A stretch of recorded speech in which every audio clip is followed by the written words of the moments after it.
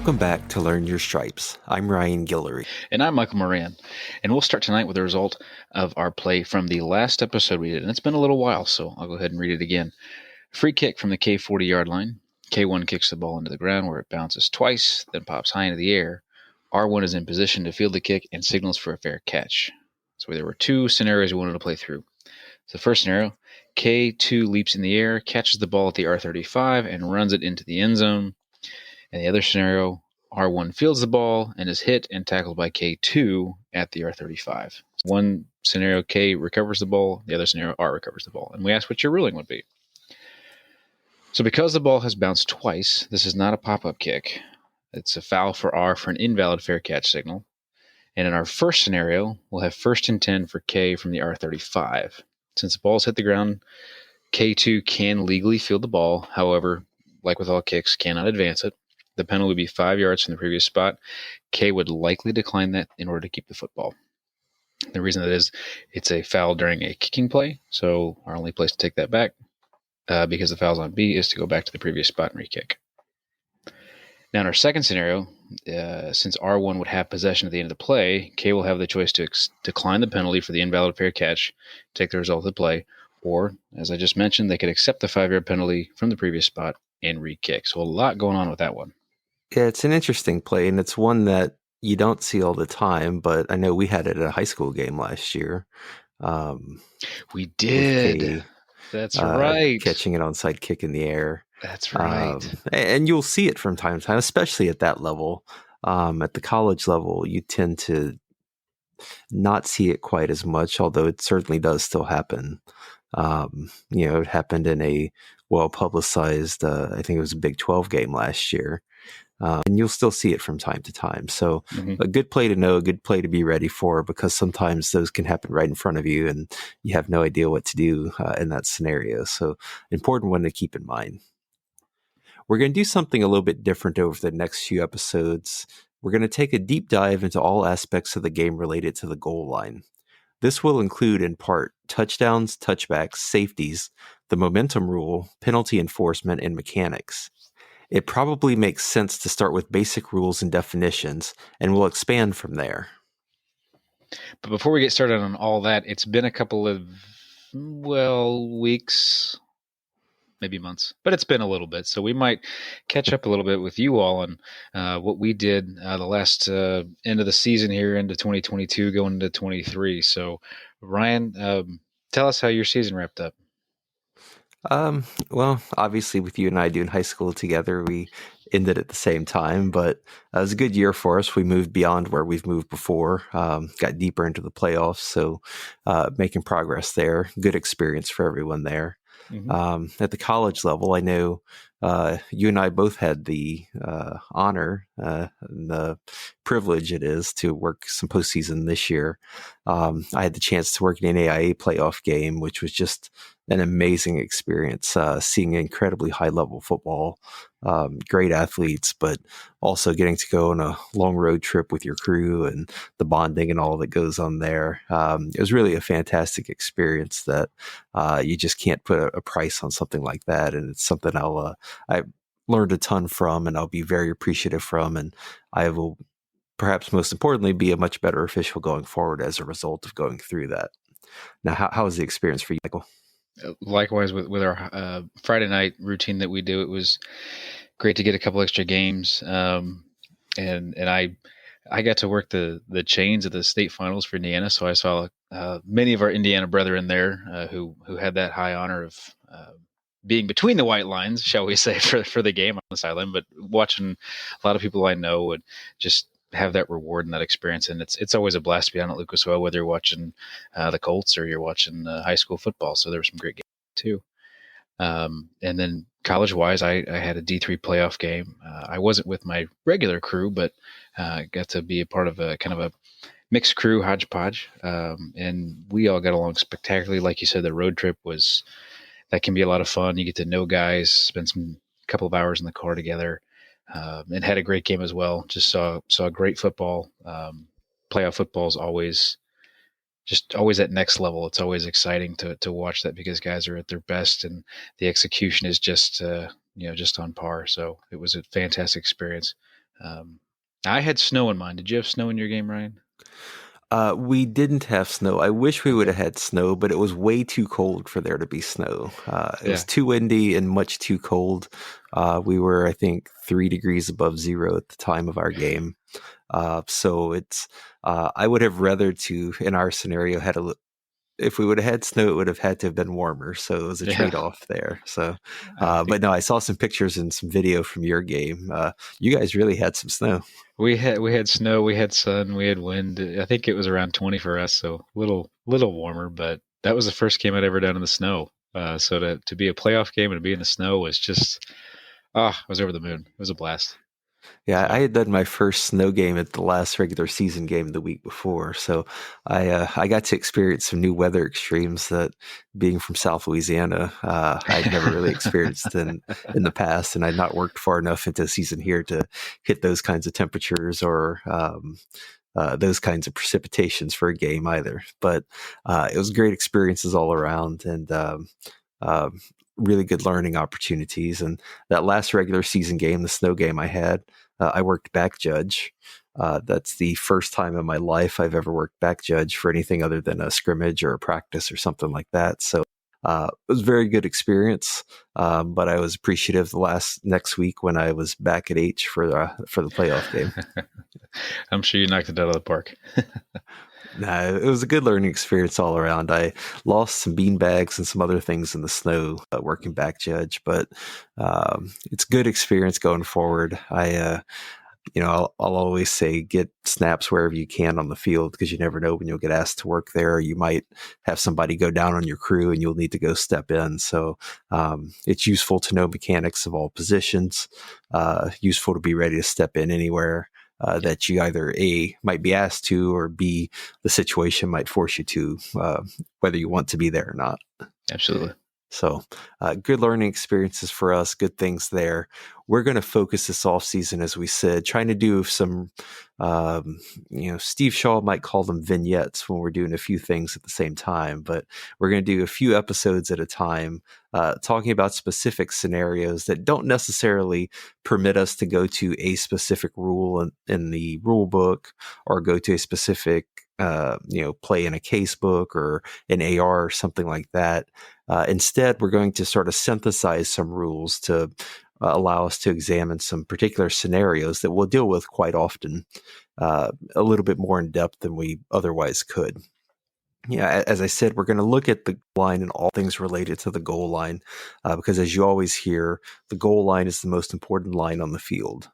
And my only quibble with that when you hear it is that it's one of two most important lines, since you've got two goal lines and you have to be ready to officiate both ones at all time. But That's why he's a lawyer. but I do agree. It is, if you're going to pick a line on the field, either goal line is the most important line on the field. Not just because of what it signifies in scoring, but think about mechanics. Our mechanics change as we get to the goal line. Right. I'm thinking for myself as a short wing in college, from the 7 to the 7. So that's 86 yards of the field. Our mechanics are the same. And then once you hit the 7-yard line, everything's backwards. Right. You're in front of the play. You're working backwards instead of trailing a play, coming up to a spot. Knowing goal line responsibilities, knowing touchback versus touchdown, all of those things. It changes once you get inside the 10. When we're working 7-man crews in college, with you being a deep wing, me being a short wing, and I know who your short wing is, and man, is he ever good. Steve Martin, who we've had on the show. We've had on the show before. I know we're constantly communicating with each other as we get down in that area, who's got goal line, where we are in the field, so that we're knowledgeable of that. So if there is a close play at the goal line, somebody's there, and we're not expecting the other one or hoping the other one was there. So the goal line is incredibly important, and we're going to do something a little different. I've said before, Rule 2 in both high school rule book and the college rule book, I think critical importance. It's easy to want to just skip past it, but those definitions are really important. And I've said that I don't really want to have a show where we're just reading definitions, and that's not really the sole goal here. But if we're going to get into this discussion of the goal line over these next few episodes, it helps us to start with some certain definitions. So we're going to go through those at both the high school level and the college level tonight, and then we're going to expand on that in our next episode as we sort of synthesize these points, the rules and the mechanics as well. So the simplest place to start might be with the definition of goal line. So you can find that in the high school rule book at 2-26-3. And that tells us that the goal is the vertical plane which separates the field of play from the end zone. When related to a live ball in a runner's possession that's touching in bounds, while the ball is over the out of bounds area, the goal line includes the extension beyond its sidelines. A team's own goal line is the one it is defending. So that's 2-26-3 in the high school book. In the college rule book, you can find the definition of goal line at 2-12-2. And that tells us that the goal line at each end of the field of play runs between the sidelines and is part of the vertical plane that separates the end zone from the field of play. The two goals are 100 yards apart. The plane of the goal line extends between and includes the pylons, which are out of bounds. The entire goal line is in the end zone. A team's goal line is that which it is defending. So that definition of goal line tells us a few things, and one of the terms there is pylons. Now, we know what the pylons are. Those are the orange rubber, various other material things that we'll see around the end zones. Yeah, and depending on the wind, they'll never stay up on you. But let's look at what the pylons are. So the high school rule book gives us a couple of things here. You can look at 1-2-4, which tells us that when those pylons are properly placed, the goal line pylon is out of bounds at the intersection of the sideline and the goal line extended. And 4-3-2 tells us that if the ball touches a pylon, it's out of bounds behind the goal line. So if you think of that play where the runner fumbles at the 1 and it sort of trickles down and hits the pylon, then we have a ball out of bounds behind the goal line. So we'll have a touchback there, assuming that it's going into the end zone as opposed to coming Spoiler out. Alert for our next episode. Yeah. So just to try to think through what we have there. So in college rule book, you can pylons in 4-2-1C, and that comparably tells us that a player who touches a pylon is out of bounds. And we'll get into some play scenarios with touching the pylon that might afford a runner there. So if we look at the end zone as a whole, Ryan made a good point there in that definition with the goal line being in the end zone, right?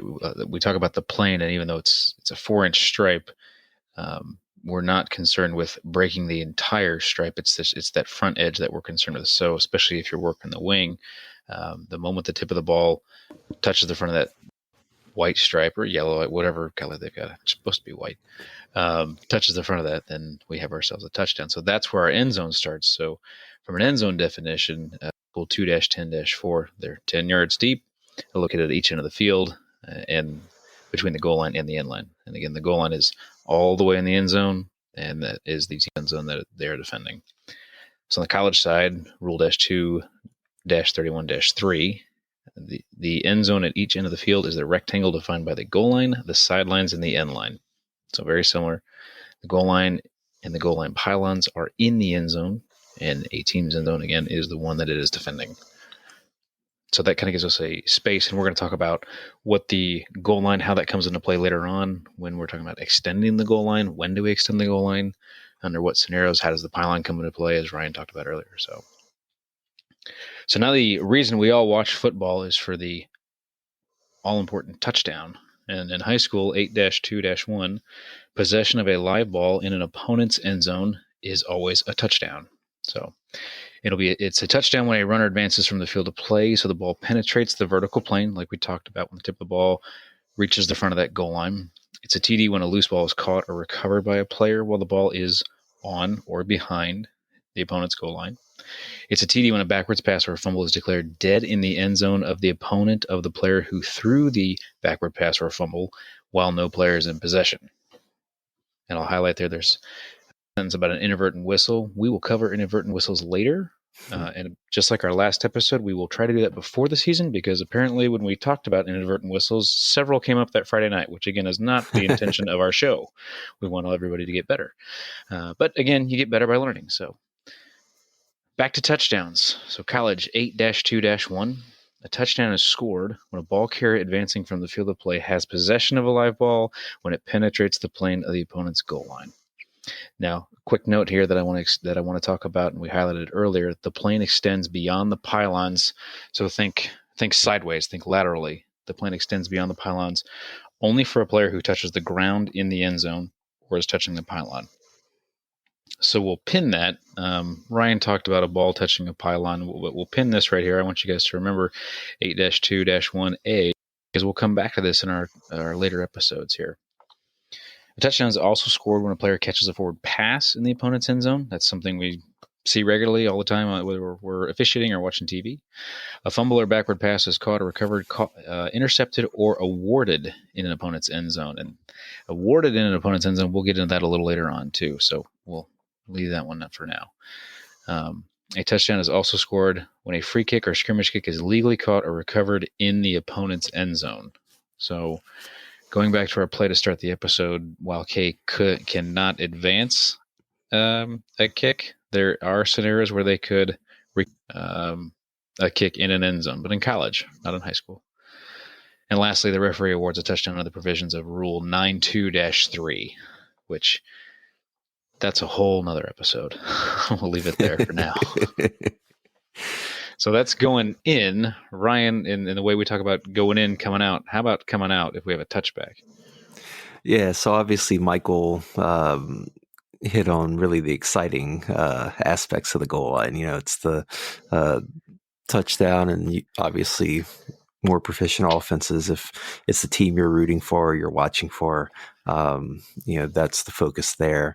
But obviously the goal line also comes into play when we're talking about possession, where we're starting. So one of the issues here would be a touchback, as Michael said. So if we look in the high school rule book, we can find that defined in Rule 8-5-3, which tells us that we can have a touchback when any free kick or scrimmage kick, which is not a scoring attempt or which is a grounded 3-point field goal attempt, breaks the plane of R's goal line unless R chooses a spot of first touching by K, and which is a 3-point field goal attempt in flight touches a K player in R's end zone or after breaking the plane of R's goal line is unsuccessful. So, we have to think through the differences of, say, a free kick between high school and college, whereas no matter what happens in high school, if the ball breaks that plane of the goal line, it's a touchback. Whereas in college, you could, in theory, have a muff at the 1 or 2 yard line, and that player has to go pick up the ball and cover the ball to either have a touchback, because otherwise it's a live ball. Whereas in high school, it is not a live ball. Even if it's muffed, once it crosses that plane of the goal line, we have a touchback at the high school level. Mm-hmm. So very different rulings on those, essentially the same play between the two levels there. In high school, we can also have a touchback for any scrimmage kick or free kick that becomes dead on or behind K's goal line with the ball in possession of K, including when the ball is declared dead with no player in possession, and the new force is R's muff or bat of the kick after it has touched the ground. So again, that's that difference between high school and college level that I just hit on there. We can also have a touchback where a fumble is the force, or a muff or bat of a backward pass or a fumble after either has touched the ground is the due force, which sends the ball to or opponent's goal line, and provided such opponent is in team possession or the ball is out of bounds when it becomes dead on or behind its goal line. And finally, we can have a touchback in the high school level when a forward pass is intercepted in B's end zone and becomes dead there in B's possession.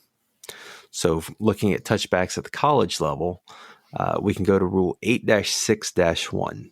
There, we're told that it's a touchback when the ball becomes dead out of bounds behind a goal line, except from an incomplete forward, or becomes dead in the possession of a player on, above, or behind their own goal line, and the attacking team is responsible for the ball being there.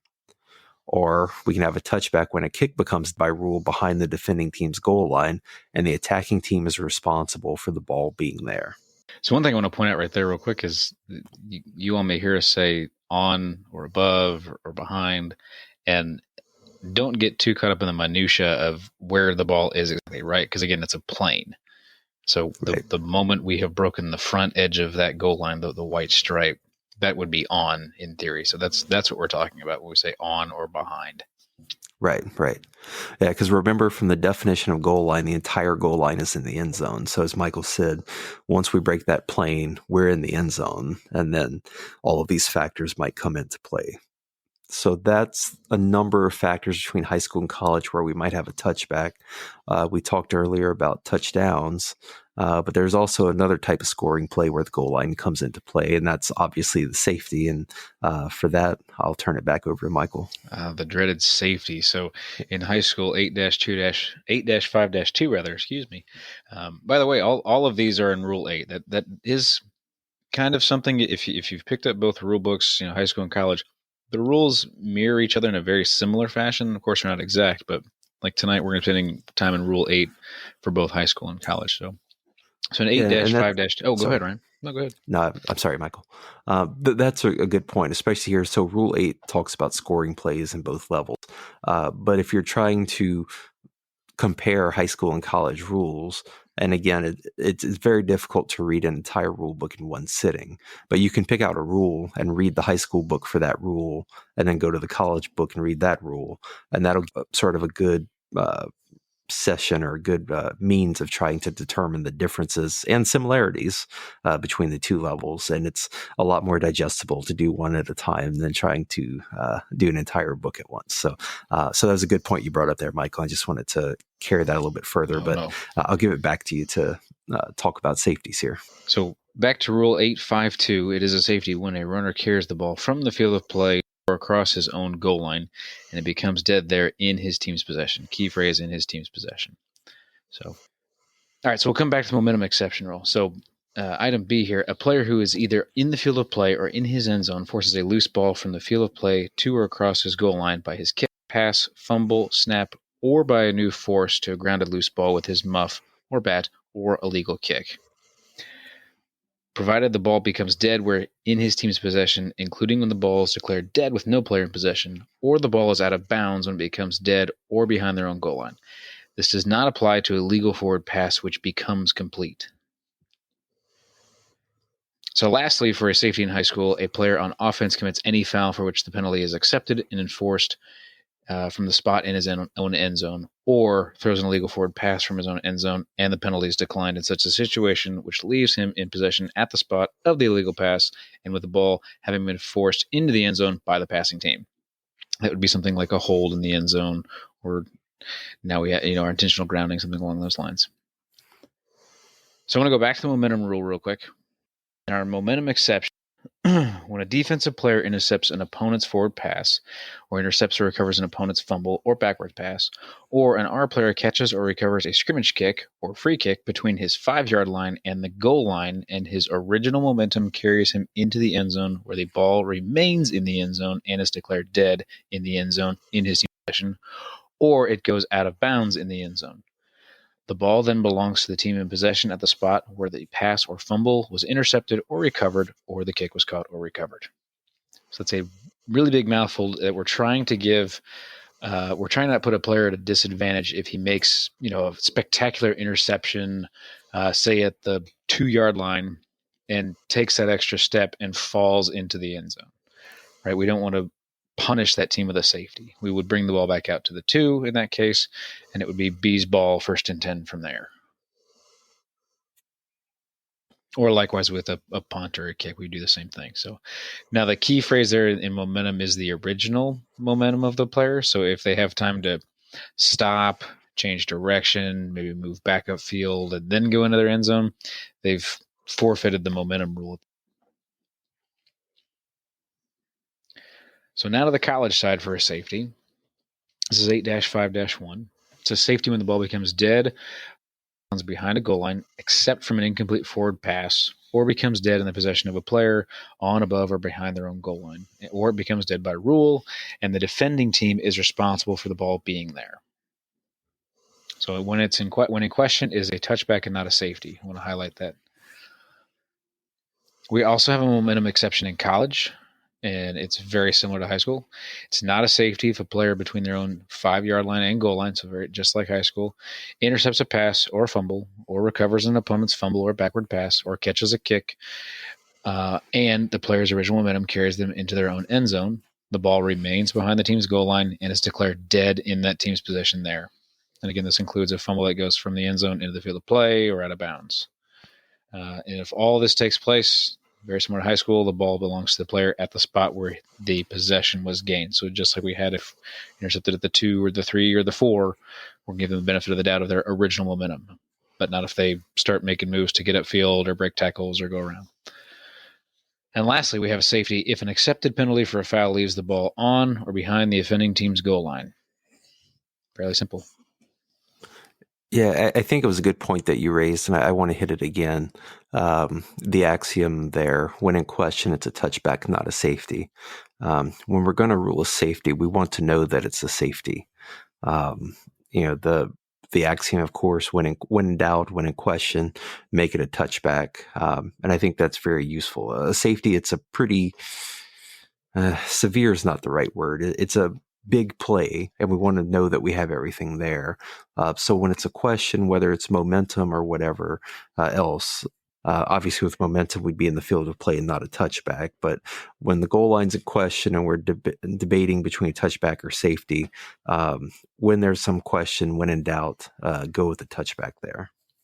I think too, we always talk about no cheap scores and no cheap turnovers, right? That's something we try to put into play too. I think in the case, if you go with a safety over a touchback, you have given up a score and effectively a change of possession too, right? Because B's gonna have to not only give up points, but they'll give the ball away too. So it's just something to be wary of, especially for deep wings. Right. And it doesn't mean don't rule a safety when you obviously see one. Of course, that's the ruling. But correct. When in doubt, we're going to make that a touchback. And I got to thinking too, Michael, when you were talking about who might rule on the momentum exception, at the line of scrimmage, whether high school or college, if we're close to the goal line and you have an interception or a fumble recovery or something like that, we could have a momentum exception come into play. It's just you're more likely going to see that with deep wings or a back judge or whomever, those two line of scrimmage officials. I could probably count on one hand the number of times I may have seen this at either level in my life. Well, it's like you said, always be prepared. Always be prepared. Yeah, when it happens, you have to be ready to rule on it and to know, if that interception occurred at 3, but he ends up in the end zone because of the original momentum, then we're going to place the ball at the 3. It's not a safety. It's not a touchback. We're going back to the 3 in that scenario. That's a great point. We talk about, any sort of foul, or, see the whole thing, a hole, a block, or whatever. In this case, when the ball ends up in the end zone, we need to be aware, especially if the goal line's our responsibility. And we'll talk about mechanics later on in this series. We need to know how the ball got there and who was in possession. Right. That's going to be key, building on these definitions and getting into our mechanics. Exactly. So stay tuned. Yeah, that's crucial here. The ball's behind the goal line. How did it get there? Who got it there? Who's got possession? What's the status of the ball? All of those things. Incredibly important. And as Michael said, we're going to hit on that over the next couple of episodes as we discuss the all-important goal line. I have long had a rule that episodes where I read definitions are not very entertaining. Because of that, we're going to cut this one a little bit short because we've gone through a number of definitions tonight solely to set up what's to come in the next few episodes as we explore the goal line. Thank all of you again for joining us for this episode of Learn Your Stripes. As always, we're going to leave you with a play to consider. Okay, we have 4th and goal from the B3. A21 receives a handoff and runs to the B2 where he fumbles. The ball rolls into Team B's end zone, and several from both teams pile on the ball. After the players are unpiled, no one is in clear possession of the ball. What is the result of the play? That's really a great play, Michael. And I guess we could add, do you have a different result at the high school level versus the college level? And if so, what is the result at each level? I'm not right. What is your result in high school and college? Sometimes we'll ask for clock status. I don't think the clock's... Well, what's the clock status? What would be the clock status too? So we'll hit it all. Yeah, on what your ruling is, what's the clock status? What's the clock status? Who has possession? What's going on there? Really a fantastic play. Of course, we're going to discuss that play at the start of our next episode. In the meantime, if you want to let us know what your ruling would be, or if you have any questions or feel we made a mistake, please email us at learnyourstripes@gmail.com. You can also contact us at learnyourstripes@gmail.com if you're interested in sponsoring an episode or advertising on the show. You can find us on your app of choice or obtain episodes at learnyourstripespodcast.com. Please also follow us on Facebook at Learn Your Stripes Podcast, on Instagram at the same name, and on Twitter at LYS_podcast. If you enjoy our show, please tell your friends and rate us 5 stars and leave a review on your app of choice. We'll see you back here soon. In the meantime, keep learning your stripes. Thank you, everyone.